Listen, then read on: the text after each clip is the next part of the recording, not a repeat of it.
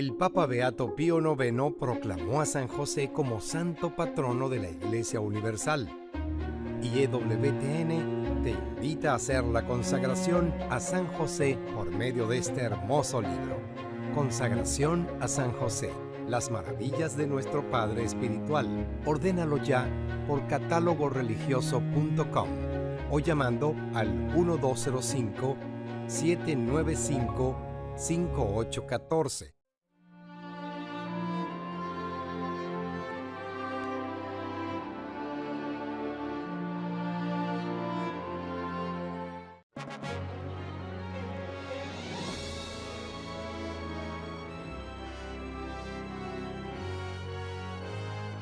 EWTN. Vivamos la verdad. Vivamos católicos. La pregunta en cuestión ahora sería, ¿tú qué opinas? ¿Existen o no existen instintos en el hombre? Porque todos sabemos que los animalitos tienen instinto del hambre, pero ¿yo tengo o no tengo instintos?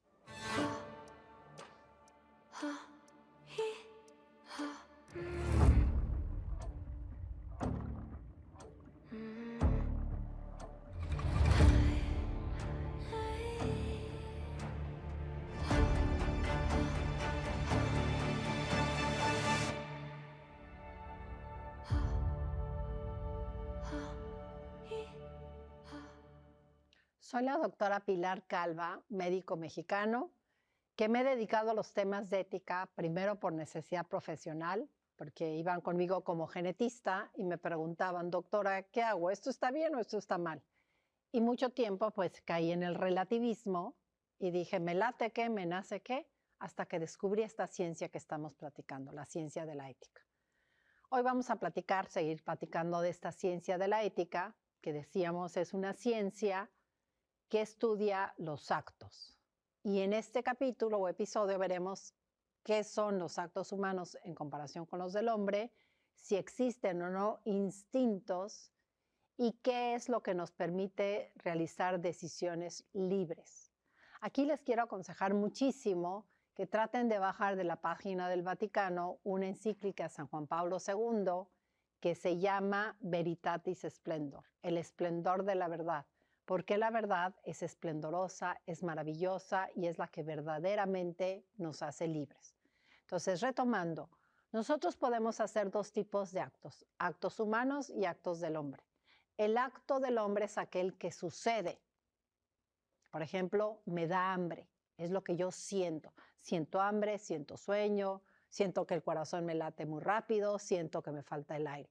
Todo eso que yo siento, pero yo no hago, se llaman actos del hombre. Y esos los sacamos de la ética porque como suceden, no son enjuiciables por la ética porque yo no tengo ninguna participación en este. En cambio, los actos humanos son aquellos que yo voluntariamente hago, independientemente de la intención por las cuales los hago. A lo mejor mi intención no es matar a mi hijo, pero un aborto llamado provocado justamente es un acto humano porque yo lo hago. Por lo tanto, es un acto enjuiciable por la ética. Es decir, el acto del hombre es yo siento hambre. La parte humana es consiento o no en comer. Entonces, en el capítulo de la sexualidad, que en un momento hablaremos de la sexualidad, pues los jóvenes te dicen, hay una necesidad sexual. Efectivamente, sí, hay un instinto, un llamado, ¿no? Me dan ganas de expresar el amor, que es un acto humano, mediante la entrega sexual. Esa es una parte, ¿no? Fisiológica. Siento, ¿no? El consentir o no tener las relaciones sexuales en este momento donde somos teenagers y no podríamos afrontar la responsabilidad de un hijo, que es una consecuencia de la realidad de la entrega sexual, el no consentir o el sí consentir, eso sería un acto humano.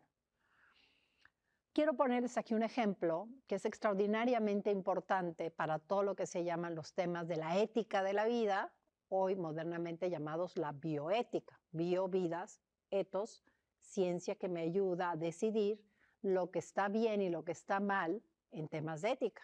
Cuando ven mi tarjeta me dicen, doctora, ¿y usted como bioeticista a qué se dedica? Yo me dedico a ayudar a las personas a tomar decisiones en momentos difíciles de la vida, ¿sí? Entonces, algo muy importante es considerar cómo puedo llegar a ser cadáver. A ver, piensen, ¿cómo puedo llegar a ser cadáver? Pues alguien me podría decir, bueno, ser cadáver es estar muerto. Bueno, estar muerto al final es lo mismo que cadáver. No me dice cómo llegué a estar muerto, cómo llegué a ser cadáver, ¿no? Entonces, ¿cómo puedo llegar a ser cadáver, no? Puedo llegar a ser cadáver porque me muero, o el abuelito se muere, o el bebé se muere. Morirse es un acto del hombre. Sucede solito. Y yo no puedo enjuiciar y decir estuvo bien o estuvo mal. Por ejemplo, si un abuelito va caminando y ¡paz! Cae de carita. Yo no puedo decir, qué mal, abuelito, te moriste de carita y quedaste todo desfigurado. Pues no, sucedió. El abuelito no hizo nada, ¿no? Entonces, cuando alguien se muere, es un acto del hombre. No es enjuiciable por la ética. No está ni bien ni mal. La actividad de un doctor es un pasito antes. ¿Por qué me llevan al abuelito a la consulta? ¿Por qué llega el abuelito a urgencias? ¿Por qué vemos a ese bebito que nació tan prematuro? Porque los médicos estudiamos y nuestra vocación y nuestra misión siempre, es parte de nuestro juramento hipocrático, somos los expertos en salvar vidas. Entonces, toda la acción que yo haga para impedir que alguien se muera, ese es un acto humano que yo hago sobre un acto del hombre. Entonces, el acto del hombre de morirse no puede ser enjuiciado por la ética, pero la parte del acto humano de lo que yo hago. Entonces, si yo hago todo lo posible por salvar a alguien, al final se muere, bueno, fue correcto el acto humano ayudando a que alguien no se muriera y finalmente la gente se muere, eso no es algo que sea enjuiciable por la ética, ni alguien me puede decir, ¿usted qué mal hizo, doctora? Porque se le murió el paciente. Bueno, pues yo hice todo lo que pude, pero no lo logré salvar, ¿sí? Y matar siempre, siempre es un acto humano, enjuiciable por la ética. Les recuerdo que lo encontramos en esa tabla de mandamientos de Moisés. El quinto mandamiento es no matarás. Lo contrario sería salvarás la vida, protegerás la vida, promoverás la vida, que eso es lo que hacemos, los que hacemos actividades pro vida o pro familia o pro verdad, pues siempre será tutelar no solamente por la vida a un punto de vista médico, sino desde un punto de vista legal, ¿no? Que se proteja siempre la vida, porque es el primer derecho, es el derecho fundamental de toda persona, sin importar cómo está de sano o de enfermo, el color de su piel, si alguien lo considera valioso o no, porque por cierto la vida de cada quien es valiosa en sí mismos, todos somos valiosos en sí mismos. Todos estos son conceptos de filosofía tan necesarios para tomar decisiones éticas. Entonces, matar, que es provocar la muerte de alguien, es un acto humano porque uno lo hace, no sucede solito. Cuando alguien se mata, se provoca un suicidio, puede ser directamente un suicidio más larguito, que sería pues, el uso de drogas, las adicciones probablemente, ¿no? Terminan con la vida de alguien, entonces un suicidio bastante prolongadito, pero al final de cuentas es un acto humano, enjuiciable por la ética, ¿no? Tristemente la anorexia también es un ejemplo donde finalmente probablemente la persona por algo que deja de hacer, que es que deja de comer, va a llegar a ser cadáver. La verdad, se suicidó. Un suicidio a largo plazo, es enjuiciable por la ética. Entonces no sé si alcanzan a distinguir la diferencia. Yo aconsejo, es muy importante que cuando uno analiza dilemas éticos, cuando uno da alguna plática sobre el tema, uno sea muy preciso en el lenguaje. Porque tristemente hoy sí ha llegado un relativismo ético de manipular el lenguaje.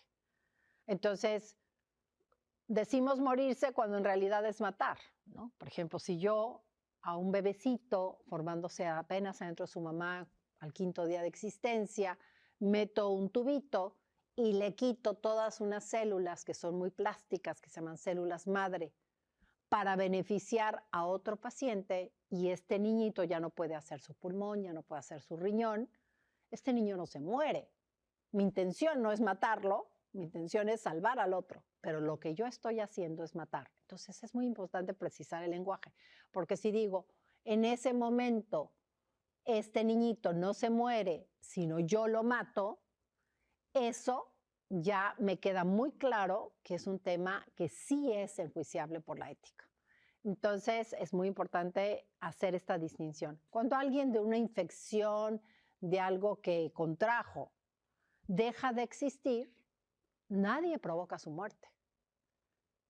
El doctor tratará de salvarlo de esa infección, pero finalmente el paciente puede llegar a morirse y morirse es un acto del hombre no enjuiciable por la ética. Voy a poner aquí un ejemplo para dejarlo más claro. Regresemos al tema del aborto. ¿Sí? Estamos dando los fundamentos éticos en el tema del aborto. Yo tengo una mujer embarazada, tiene un embarazo de gemelitos, ¿verdad? Y resulta que la mamá empieza con una enfermedad grave o probablemente alguno de los niñitos lo tiene y pudiera provocar la muerte de la mamá. Y entonces, ¿qué tengo que hacer yo como médico? Yo digo, bueno, yo tengo 3 pacientes, tengo a la mamá, tengo un gemelito y tengo el otro gemelito, tengo 3 pacientes. ¿Qué es lo que yo debo de hacer? Luchar como vocación médica por la vida de los 3. No puedo darle mayor valor a la de la mamá, porque la mamá cuida a otros niñitos y a lo mejor cuida a los suegros, ¿no? No le puedo dar mayor valor porque todos valemos lo mismo. Nuestro valor radica en que somos personas. Toda persona es valiosa en sí misma y no hay categorías de personas. Hay categorías de cosas. Las cosas no valen porque son, valen porque me sirven. Entonces, mientras me sirva una pluma, la guardo y la conservo muy bien. Cuando ya no sirve tanto, bueno, pues a lo mejor ya no me importaría que se pierda. Y cuando ya no me sirve, pues la tiro a la basura.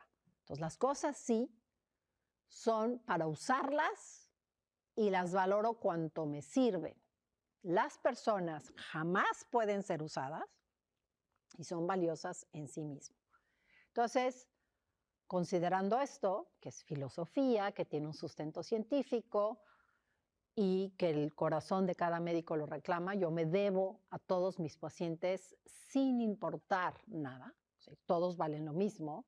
Probablemente incluso necesito tutelar no porque valga mayormente, sino porque es más vulnerable, más débil, dedicarme más a la vida de aquellos que no pueden defender su propia vida, como son aquellos que están inconscientes, los bebitos adentro de su mamá que no pueden gritar, ¿verdad? Por eso esos famosos movimientos que gritan y dicen, soy la voz de los que no tienen voz, porque un niñito adentro de su mamá pues no tiene la voz para defenderse. Somos otros, empezando por los médicos, recuerdo a los médicos, su juramento hipocrático, ¿no? ¿Para qué estudiamos tanto? Fue para defender la vida de todos, sobre todo los más débiles y vulnerables. Entonces, yo tendría que defender la vida de los 3. Yo no puedo decidir terminar con la vida de ninguno. ¿Y qué pasaría suponiendo que por más que yo haga, esa mamá se muere de lo que tiene y los niñitos se mueren porque son muy inmaduros? Y entonces tengo 3 cadáveres, el de mamá, el de gemelito 1 y gemelito 2. Por corazón, yo diría, ay, qué horror tener 3 cadáveres, mejor nada más tener uno, mejor nada más tener, ¿no? O ninguno, ¿no? Entonces, lo ideal sería que no hubiera ninguno, que yo pudiera hacer todo por salvar a los 3. Pero bueno, el desenlace es que finalmente todos se mueren. La mamá del problema que tenía, pudo haber sido su corazón, los bebitos, porque todavía están en una etapa que no pueden sobrevivir fuera de la mamá. ¿Hay algún problema ético ahí? Ninguno. ¿Por qué? Porque mamá se murió, gemelito 1 se murió, gemelito 2 se murió. Puede haber mucha tristeza, pero todos fueron actos del hombre que no están ni bien ni mal. Por lo contrario, ¿qué promueve este terrible aborto terapéutico, entre comillas? Deshacerse de la vida de alguien para tratar de salvar a otro, ¿no? Está hasta mal usado el término terapéutico, ya veremos lo que es el principio terapéutico, porque la verdad, una mamá que está enferma del corazón, se embaraza y en este caso matan a sus 2 hijos, ¿sí? Va a seguir igualmente enferma de corazón. No la vamos a curar, no hacemos ninguna terapia, o sea, el aborto no es una terapia, ¿sí? Entonces, ahí esos 2 gemelitos, yo los mato para tratar de salvar a la mamá. ¿Ese es un acto enjuiciable por la ética? Pensemos, sí, porque el doctor hace el aborto. El doctor introduce el instrumento necesario para terminar, no para interrumpir, terminar con ese embarazo y con la vida de esos niñitos. Quiere decir, yo estoy eligiendo a unos de mis pacientes, que es la mamá, para salvar a otros. Entonces, el aborto provocado, aunque aparentemente, sentimentalmente, ay, al menos salvé la vida de la mamá, que la colocamos como más valiosa, entre comillas, eso de más valiosa, es un acto que es enjuiciable por la ética, aunque haya menos cadáveres, porque es un acto de matar y traiciona la vocación de un médico. Y siempre la historia es que salvemos a la mamá, pero fíjense, cuando uno de manera relativista le da un valor más a uno que a otro, pues la historia puede ser diferente. Yo a veces les digo, ¿por qué la mamá? Si a mí el papá se acercó y me dijo, los 2 son niños y nunca había tenido un varoncito, la señora ya está reenferma y además pues ya tengo un nuevo modelito para suplirla. Doctora, échele ganas a los niños y no importa la mamá. Bueno, pues algunos van a protestar y decir, no, a la que se salve es a la mamá, ¿no? Se vuelve todo relativo, ¿lo ven? Entonces el relativismo ético lleva a estos niveles de relativismo de a quién valoro sobre alguien más. Entonces todo aquel acto que sea morirse, causa tristeza, es un acto del hombre, no es enjuiciable por la ética. Todo aquel acto que sea matar, aunque sea con el fin de salvar a alguien más, siempre será un acto humano enjuiciable por la ética, ¿sí? Entonces, ¿quedó claro? Ahora vamos a los instintos, ¿sí? ¿Hay instintos en el hombre? Sí, todos los hemos experimentado. Ya cerca de las 12, todos vamos a tener el instinto del hambre. Decimos, me da hambre. Eso es un instinto. Los instintos suceden, por lo tanto, son actos del hombre. Un perrito que tiene hambre se come el pollo gelatinoso, ¿verdad? No espera que se lo preparemos. Uno es diferente, porque uno tiene el instinto del hambre, pero tengo una facultad superior que regula o controla los instintos. Esa facultad superior es la conciencia, que hablaremos también de la conciencia. Entonces, la facultad superior puede regular y decir, aunque tienes hambre, espérate tantito a que te preparen ese mole tan rico. Y yo puedo controlar un instinto del hambre 3 horas, a que esté listo el mole poblano que me prometió hacerme la abuelita. Y no es que deje de tener hambre, pero una facultad superior controla el hambre. Ese control sobre los instintos ha hecho que algunos filósofos consideren que no hay instintos puros en el hombre, sino a lo que se llaman impulsos. Un impulso es un instinto controlado por la razón. ¿Qué tipo de control puede haber entre los instintos? Puede haber un control que sublima, eleva, humaniza, agrada a Dios ese control porque lo lleva a valores superiores. Y tristemente también en esa libertad se puede controlar un instinto para degradarlo. Voy a poner un ejemplo de los dos. Mahatma Gandhi tenía hambre, pero hacía huelgas de días por un interés superior que era protestar por una cuestión política, ¿no? Ese es un ejemplo de sublimar un instinto. Pero también se puede degradar un instinto, ¿no? Hay 2 formas de degradación. Uno es la obesidad exógena, que es la obesidad por comer.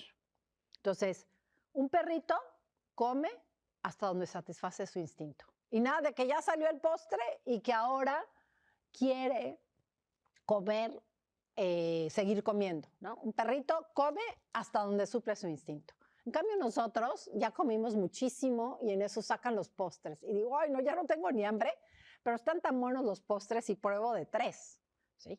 Entonces, La obesidad exógena es porque un instinto que ya llegó a su límite y nos dijo hasta aquí comes, no le hago caso, yo sigo comiendo, degrado el instinto y hay obesidad. Y al contrario también, ¿qué pasa en el tema de la anorexia? Por una deformación de la realidad, o sea, una persona está muy delgadita y se siente gorda, tiene hambre y en vez de comer y sobrevivir, ¿no? Degrada ese instinto y no come. Por eso a veces la tenemos que atender en clínicas y ponerles un tubito para que coma o todo. Entonces, esa persona degrada su instinto y puede suicidarse por falta de alimento. Se mata por falta de alimento. Ahí es donde entramos los médicos y tenemos que alimentarla como se pueda, ¿sí? Vamos a poner otro ejemplo, que este me encanta porque es de los cristeros, ¿sí? El instinto de la supervivencia. Los animales solamente tienen instinto de supervivencia, entonces se ven atacados y agreden, porque tienen que sobrevivir, ¿sí? Nosotros tenemos ese instinto de supervivencia, pero aunque tenemos ese instinto, podemos dar la vida por valores superiores. Pensemos en Joselito Sánchez del Río, este niño cristero, santo, ¿verdad? Que él sublimó el instinto que le decía, no arriesgues tu vida, no arriesgues tu vida, grita lo que te digan que gritas, niega lo que te digan que niegues, pero tú defiende tu vida. A él le costó la defensa de su vida. A él le costó mantenerse diciendo viva Cristo Rey, ¿verdad? Y soy cristero y yo voy a defender mi fe. ¿Y por qué lo hace Joselito? Porque puede controlar el instinto de la sobrevida, lo sublima por un bien superior, el bien de la defensa de su fe, el bien de la defensa y agradar a Dios, ¿verdad? Y entonces él se convierte en un mártir, ¿no? Él entrega su vida por un valor superior y es un mártir. Un soldado, pues sí, su instinto le dice, tú escóndete, ¿no? ¿Y por qué puede salir y defender? Porque hay un valor superior que es su patria, y aquel que muere por su patria es un héroe, ¿verdad? Entonces son ejemplos de sublimar el instinto de la vida.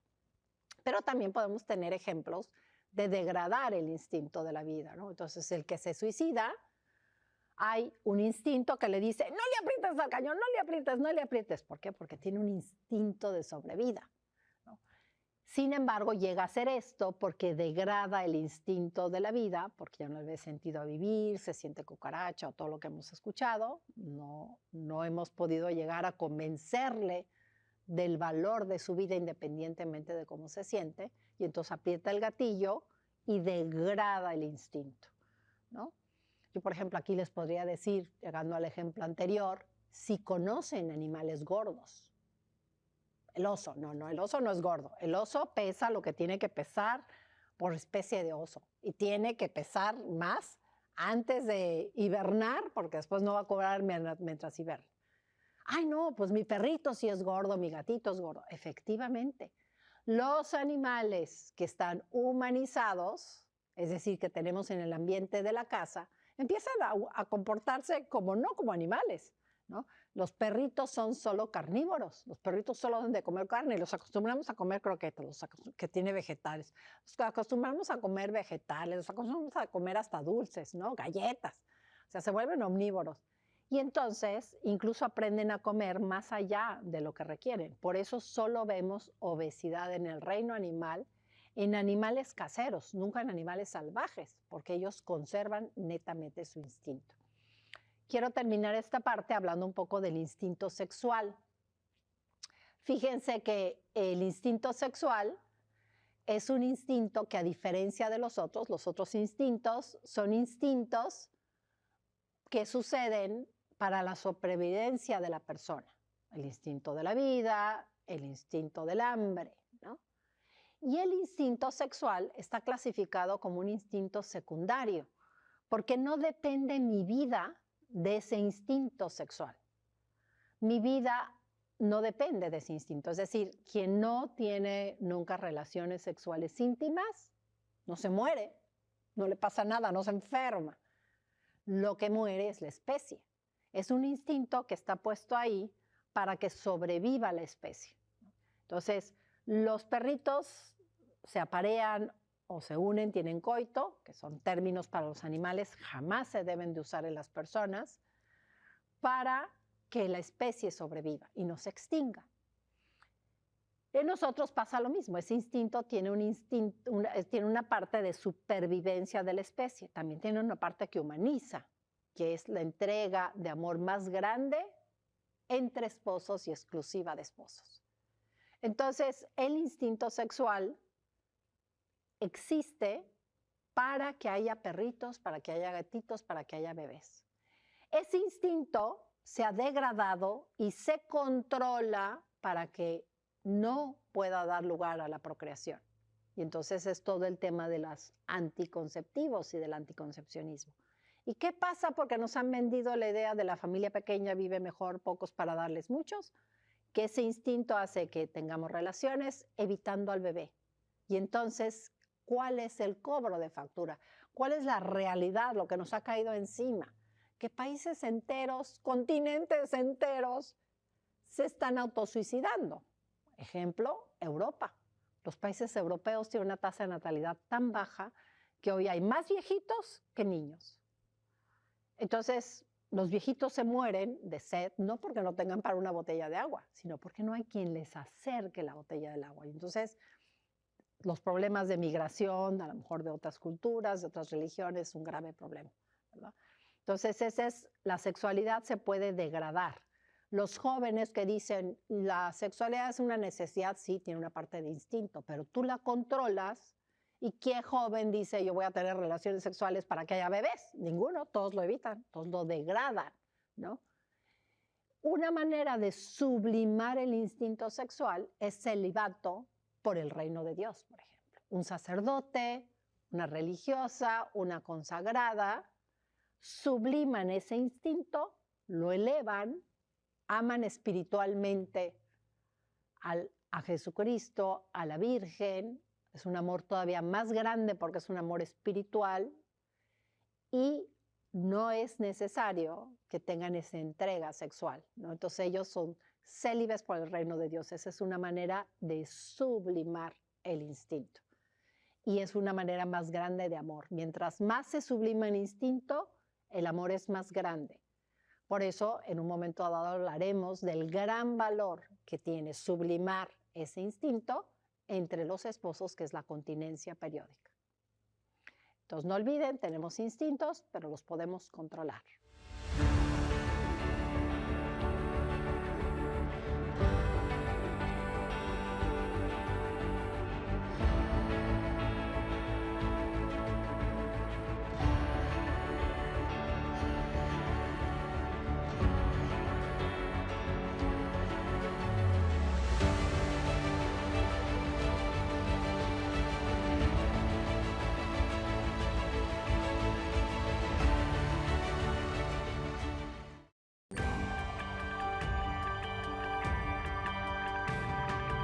¿Qué es la sábana santa? ¿Por qué es importante para la cristiandad? ¿Dónde se encuentra? ¿Existen evidencias científicas de su autenticidad? No se pierda nuestro próximo capítulo de Perspectiva Católica.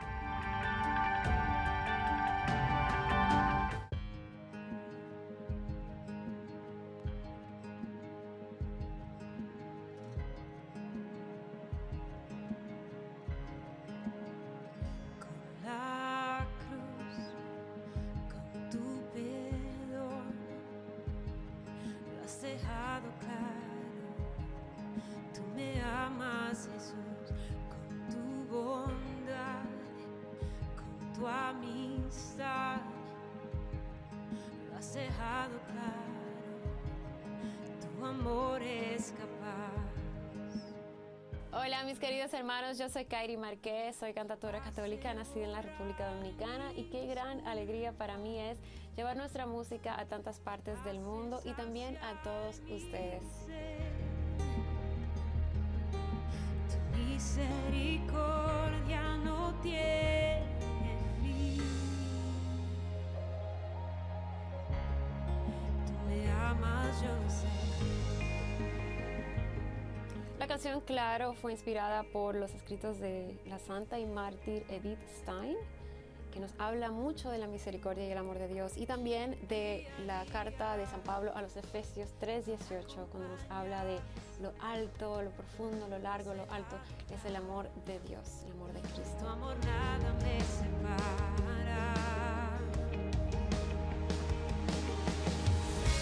Amor que salva, amor que me libera, aunque no lo merezca, me inunda tu amor. Me recibes con puertas abiertas, siempre me das la bienvenida a tu corazón. Para mí ha sido una gran bendición estar aquí en los estudios de EWTN, trayendo mi música a todos ustedes. Gracias, Madre Angélica. Has dejado claro, claro Jesús.